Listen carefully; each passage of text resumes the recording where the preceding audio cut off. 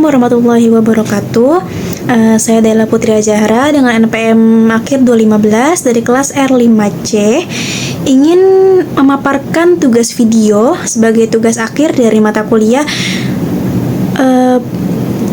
praktik layanan bimbingan kelompok yang diampu oleh Ibu Neng Trianingsih, MPD Kons. Nah, sebelumnya saya ingin memaparkan sebentar terkait apa yang ingin saya berikan di video tersebut. Jadi di video tersebut saya ingin memaparkan terkait BK kelompok yang saya lakukan dengan 7 anggota dan dengan 5 tahapan. Yang pertama ada tahapan pembentukan, ada tahapan peralihan, ada tahapan kegiatan inti, ada tahapan penyimpulan, dan ada tahapan pengakhiran. Dan dari 5 tahapan itu sudah saya bagi menjadi beberapa poin di video tersebut. Sebagai sedikit pemaparan saja, sedikit penjelasan terkait 5 tahapan tersebut. Yang pertama ada tahapan pembentukan, di mana tahapan pembentukan itu adalah tahapan di mana anggota kelompok dan pemimpin kelompok sama-sama saling mengenal untuk membangun suasana yang nyaman dan aman. Lalu membangun suasana yang hangat sehingga tercipta nanti komunikasi yang bagus, yang baik antara anggota kelompok, pemimpin kelompok, dan sesama anggota kelompok lainnya. Lalu lanjut, sebelum melakukan tahapan peralihan, kita melakukan doa terlebih dahulu. Lalu lanjut ke tahapan peralihan. Di tahapan peralihan diberikan penjelasan terkait apa itu bimbingan kelompok, apa itu yang akan dilakukan dan apa tujuannya, lalu dipaparkan asas-asasnya, dipaparkan kenapa harus melakukan layanan ini, lalu memberikan topik tugas. Lalu karena di tugas ini saya adalah NPM ganjil, jadi saya memakai teknik psikodrama. Dengan teknik lainnya yaitu monodrama. Lalu pada tahapan kegiatan inti dilakukan pembagian di mana ada satu orang protagonis yang menjadi pusat atau yang menjadi pemain pada monolog, lalu 6 anggota lainnya sebagai observer yang akan melihat jalannya monolog tersebut dan menyimpulkan nanti apa yang didapatkan dari monolog yang dilakukan oleh protagonis tersebut gitu. Lalu selanjutnya pada tahapan penyimpulan. Di tahapan penyimpulan nanti protagonisnya dan observernya sama-sama menyimpulkan terkait monolog yang dilakukan tadi dan psikodrama yang dilakukan, dan apa insight yang mereka dapat, apa yang bisa mereka pelajari, dan apa kegunaan dalam kehidupan sehari-hari mereka nanti. Dan poin pentingnya nanti didapatkan dari protagonis yang melakukan monolog tersebut, dan observer harus memiliki pandangan tersendiri terhadap monolog tersebut gitu. Lalu selanjutnya pada tahapan pengakhiran yaitu feedback dari kegiatan ini. Apakah dari kegiatan tersebut mereka bisa menutaskan case yang sedang terjadi, lalu mereka mendapatkan pelajaran atau mereka mendapatkan insight apa atau pesan apa dari kegiatan psikodrama yang dilakukan ini. Oke, tanpa berlama-lama lagi, mari kita mulai saja. Inilah video praktik lab BK kelompok oleh Dela.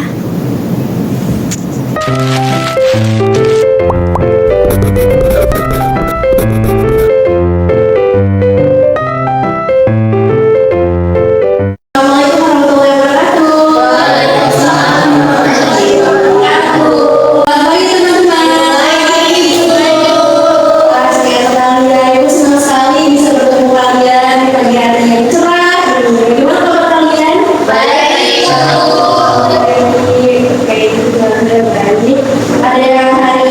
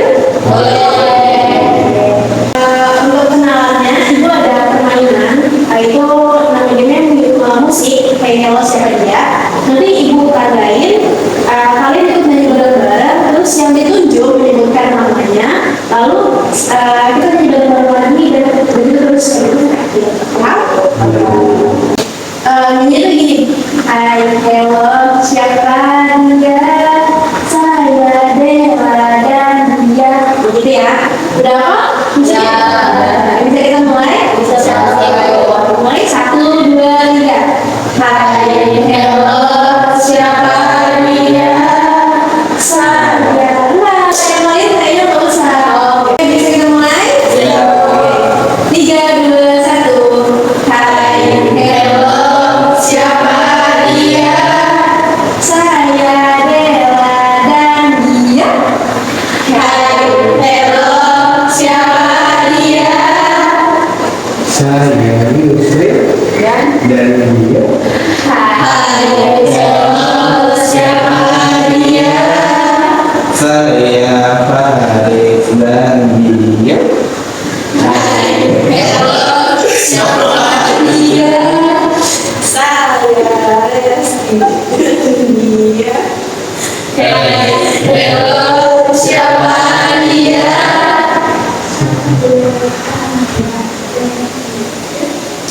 Hai hello, siapa dia? Saya Salma dan dia. Hai hello, siapa dia? Saya Nada dan dia. Hai hello, siapa dia? Saya Yulia dan selesai. Terima kasih Anda. Kita udah pada kenal sama ibu kan? Siapa nama ibu? Di sini ibu ada Ibu Lela. Di sini sebagai guru BK, ya kan? Memenuhi kalian dalam bimbingan kelompok pada hari ini. Sebelumnya kalian udah tahu belum kalau hari ini kita akan melakukan bimbingan kelompok? Sudah Bu. Ada yang tahu nggak bimbingan kelompok itu apa? Belum tahu. Atau mungkin dari kalian bimbingan kelompok apa sih yang tersirat di hati dan dari kelompok Kelompok yang suka dibimbing, kelompok yang suka dibimbing. kalau suka dibimbing terus bareng-bareng lagi ya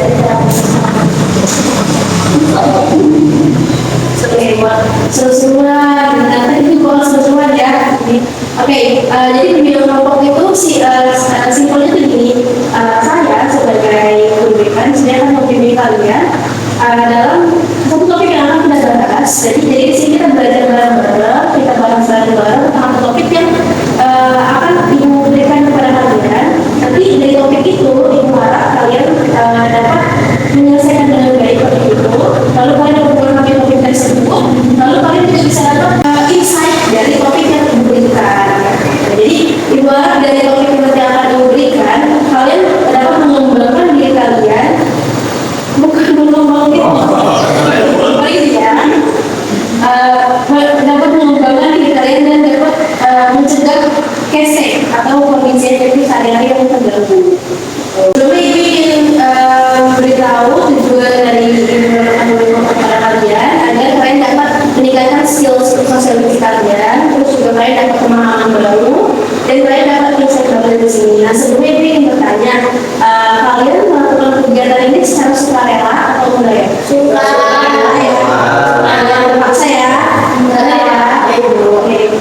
Dan dengan kesukaan kalian, ibu harap kalian semua jadi terbuka, ibu dan gak ada yang ditutupin, gak ada yang dirahasiain. Nanti kita semua di sini satu dan kita memang harus terbuka. Karena kalau misalnya ada yang ditutupin, kegiatannya nggak akan berjalan secara lancar. Tenang aja, semua informasi atau apapun yang kalian keluarkan di sini akan dijaga begitu pun dengan kalian rahasianya dan cukup keep di sini aja, nggak yang keluar. Cukup di kamar sini aja kita bicarakan. Keluar orang luar nggak boleh tahu dan nggak berhak tahu tentang hal ini karena kita sama-sama menjaga tentang kerahasiaan ini. Apa? Oke, dan nanti di kegiatan ini ibu harap kalian saling menghargai, saling tidak mencela temannya yang sedang berpendapat dan tidak menyanggah temannya yang sedang berbicara atau pendapat. Setuju? Setuju. Ada norma-norma yang berlaku tidak kita anggap ya. Oke. Sebelum memulai kegiatan ini, alhamdulillah kita berdoa terlebih dahulu ya. Boleh ada salah satu yang mau memimpin doanya?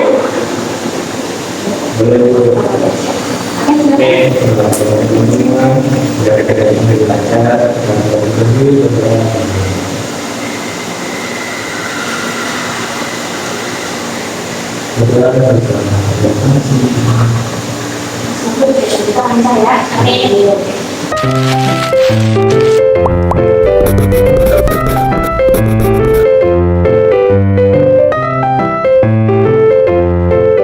Oke, sebelum kegiatan dimulai, Ibu ingin beritahu temanya, yaitu tentang kecemasan akan masa depan. Mungkin yang akan Ibu pakai itu tentang psikodrama. Nah, kecemasan masa depan. Kalau mendengar kata kecemasan masa depan, apa sih satu kata yang terlintas di pikiran kalian?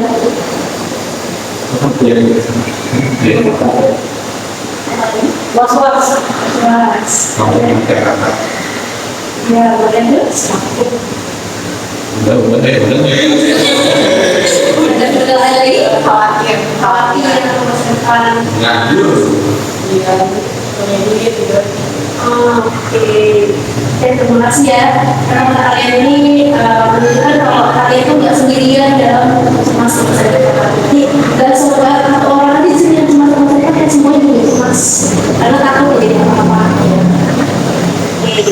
Nah, tujuan dari kegiatan ini itu agar kalian bisa mempersiapkan masa depan itu.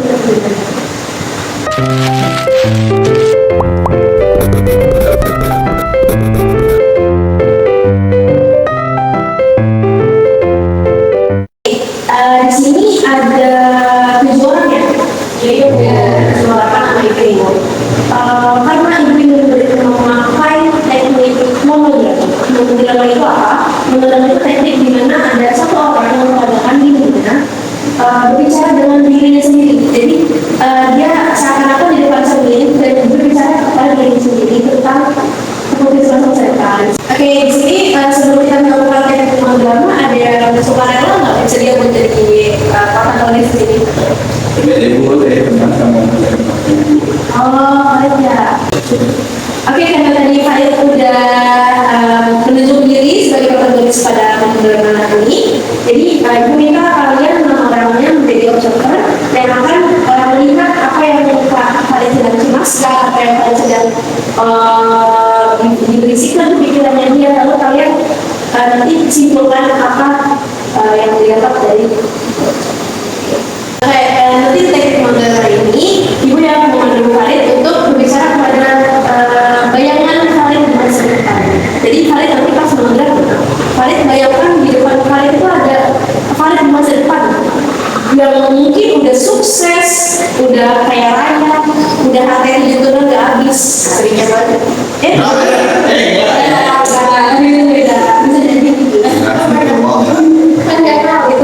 Jadi Mas Farid yang di sini itu yang di masa yang sekarang, tapi nanti Farid bayangin di depan tuh ngobrol sama yang di masa depan, apa yang akan Farid sampaikan kepada para pemirsa Farid sebagai masa depan.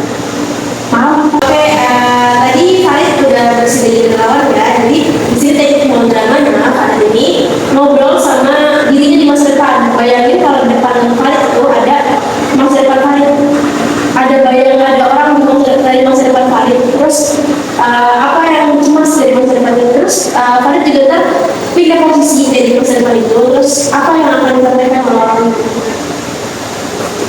Bayang? Udah paham? Observer? Yes! Oke, udah siap? Kita mulai.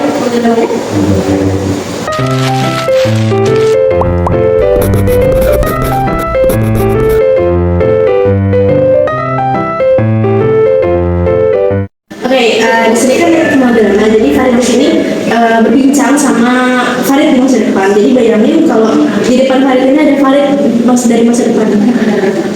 Jadi nanti Farid, apa yang ingin Farid sampaikan kepada itu yang masa depan itu? Udah paham? Bisa? Kita mulai ya.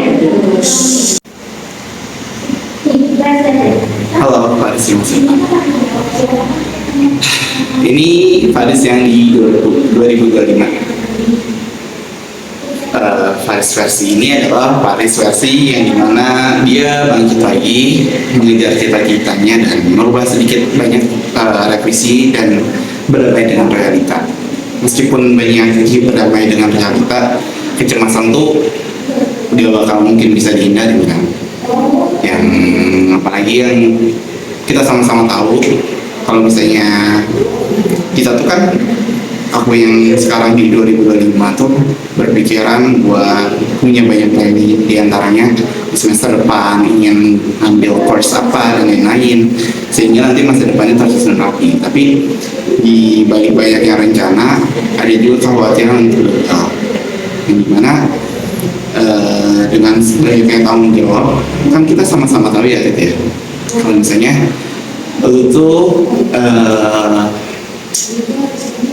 punya keinginan tinggi banget karena ada seseorang yang di depan, entah itu keluarga, pasangan, dan apapun itu, bahkan diri lo sendiri yang berharap bahwa suatu kelak di masa depan lo menjadi seseorang yang harus punya.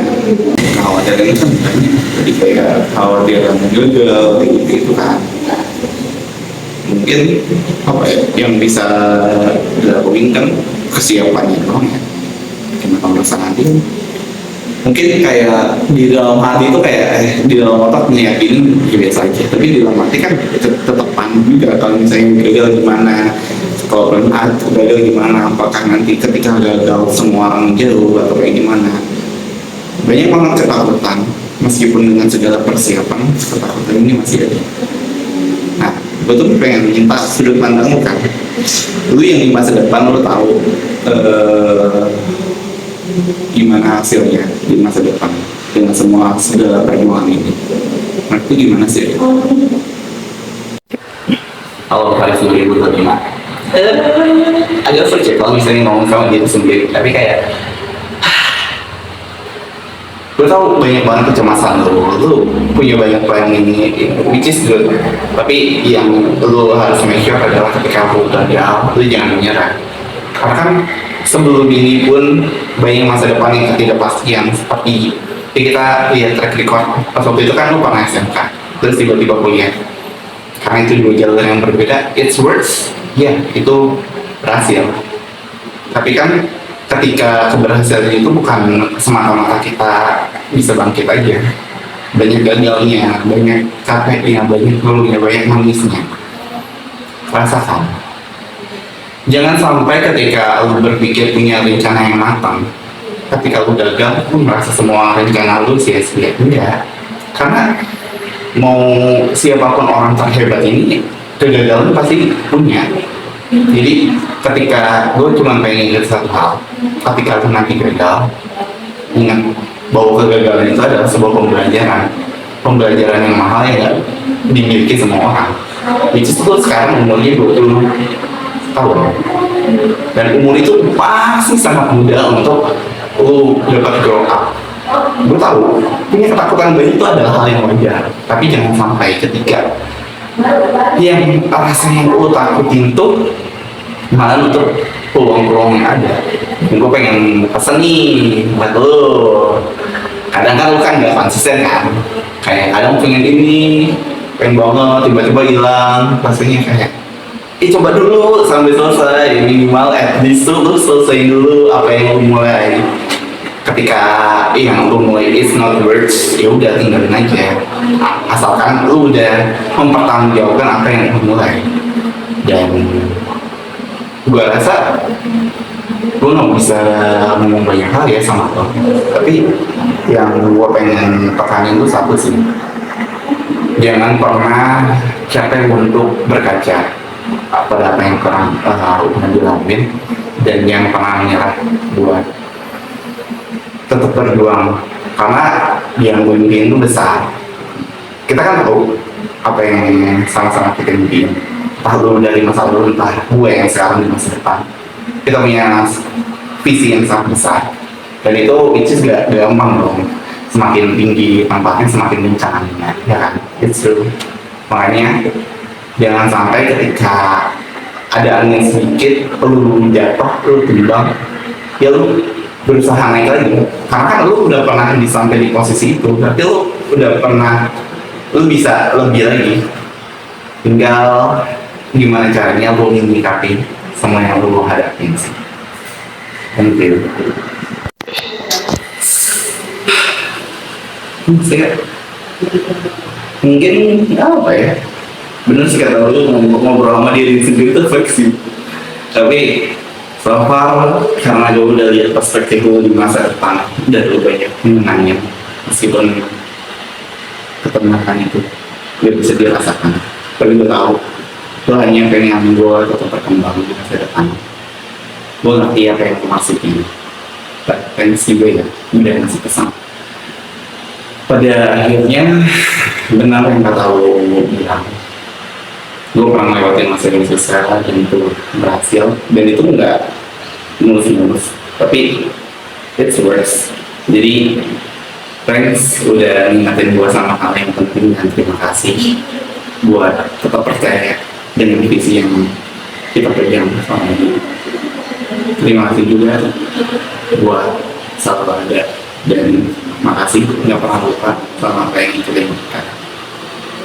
Iya yang lu pesenin biar gak apa tuh, biar gak males-malesan cuman happy hour. Iya gue tahu, emang kan itu kan kayak penyakit kita dari awal, tapi dengan pesan lu berarti kita di masa depan udah ngelewatin itu dong, dan gue pengen hal itu terjadi di diri gue. Thank you, gue yang di masa depan.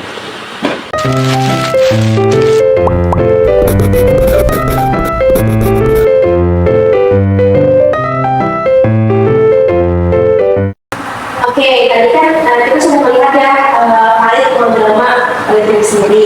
Nah, apa sih yang kamu rasakan setelah kamu melihat kamu drama dan berbicara sama diri kamu masa depan?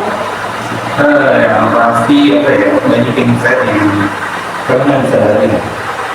Pas udah ngobrol sama diri sendiri itu kayak kebuka aja, yang lagi sama satu hal yang pengen dituju, sama satu hal yang harus diminta. Ya pertanyaan pernah aku main liga dan ya agak asing tapi seru. Oke, teman-teman, tadi kan kalian sudah melihat ya Khalid drama terkait kecemasan masa depan dan ngobrol soal depannya. Nah, terus apa yang kalian dapat, apa yang bisa kalian lihat tadi? Yang mau pendapat Itu yang tadi saya amati dari teman-teman lain, kalau yang dewasa sekarang itu merasa cemas karena khawatir akan gagal dari planning yang dia sudah susun untuk di kehidupan depan. Tapi pada kehidupan depan terus memberikan semangat, semangat. Jadi pada di masa depan itu seperti memberikan motivasi bahwa kalau memang dari planning tersebut ada yang gagal, ya berarti sebelum planning itu gagal. Jadi satu planning gagal tidak boleh mengatakan yang gagal. yang lain yang mau menyampaikan atau dirasakan? Mungkin perlu mengapresiasi konsistensi dari untuk kondisi yang sekarang gitu. Jadi bisa kita. Jadi agak susah. Boleh yang menyampaikan yang benar juga. Lagi namanya ini itu masa pelajaran sekarang sudah menghadapi dari tadi kita pengalaman sih. Jadi dibilang lagi orang masa depannya kalau semua orang itu dalam pemberian dalam sebenarnya bisa kita khawatir itu masa COVID itu buat kita lebih berkhawatir membuat keputusan. Lain menyampaikan perasaannya seperti bertanya tentang Kanada, Lihat apa yang menjadi teman-teman tentang perasaannya yang setelah drama tadi, gimana tarik perasaan apa pelajaran yang kamu dapatkan setelah ngobrol sama konsultan, setelah mendengar apa yang kalian sampaikan tentang Khalid, tentang Khalid. Jadi kecemasan terhadap masa depan itu Khalid dan manusiawi ya, memang semuanya merasakan. Jadi dari teknik ngobrol ini kita tuh dapat merasakan suara kata kita sendiri yang dimana selama ini kita mendung, selama ini kita tahan, dan setelah tadi melakukan teknik drama, akhirnya kalian bisa mengeluarkan apa yang ingin dia sampaikan ke masa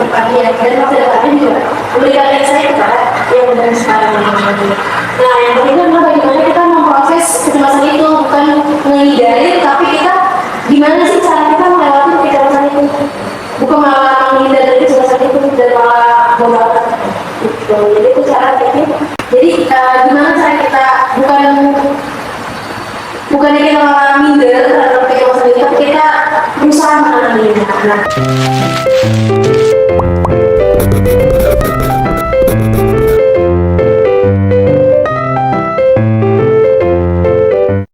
Nah, dari sini ibu ingin kalian menunjukkan masing-masing satu hal yang kalian pelajari di diri kalian yang mana dari kalian berbeda menghasilkan kalian.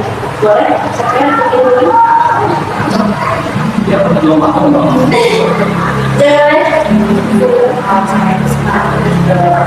Sebenarnya saya menjalankan masa depan saya ya Bu ya. Jadi saya selalu juga untuk tidak menggunakan hal-hal yang apa namanya mengganggu pikiran saya berfokus di diri saya sendiri. Kita lagi nyebrangin apa jurang itu, katanya kalau misalnya yang di belakangnya itu adalah orang ekspor, kayak di belakang itu orang yang menjatuhkan kita kayak awas tuh mau jatuh gitu, saya akan menutupkan itu, jadi saya akan ke depan untuk orang-orang yang seperti saya itu. Bagus.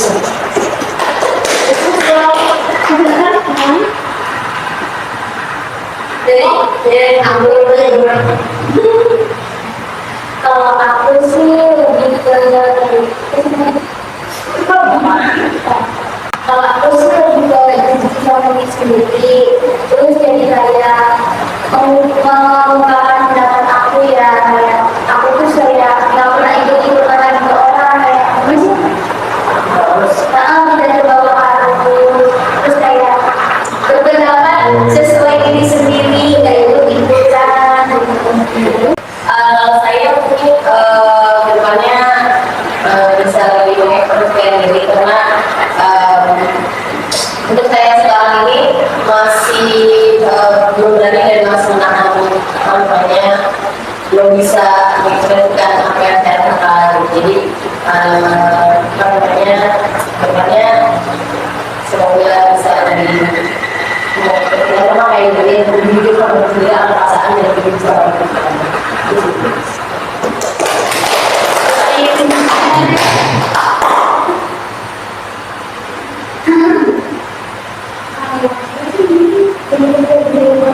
ada satu tujuan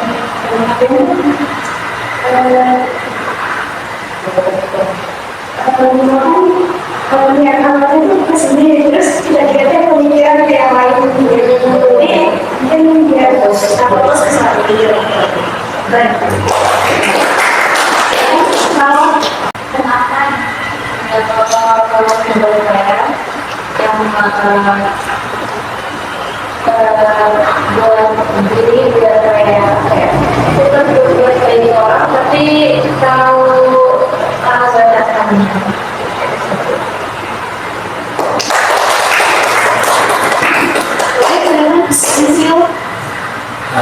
Ini kurang lebih sama dengan bahwa kita tetap berbuat baik kepada orang lain.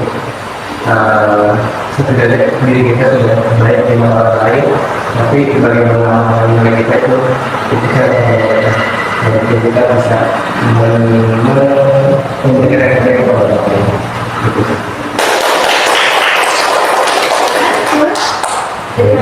Udah melakukan juga kan. Terus yang kayak dari yang saya gunakan adalah saya sempat mengambil mengajar dari kalau saya minggu dan saya rasa saya perlu itu di sekarang dan banyak hal yang harus saya ambil buat nanti pas waktu di perjalanan buat di masa depan saya bisa sampai ke akhir semuanya. Saya ingin membangun hal baru sehingga saya ikut bertahan untuk hidup.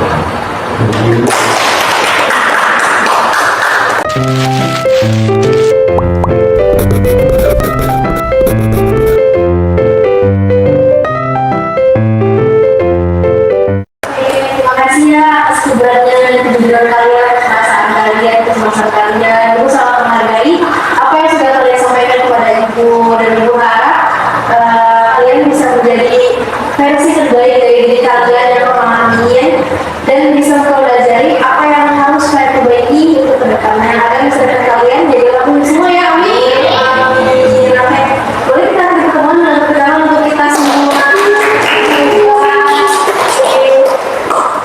jika kalian masih ada yang ingin konsultasi pada ibu secara pribadi, boleh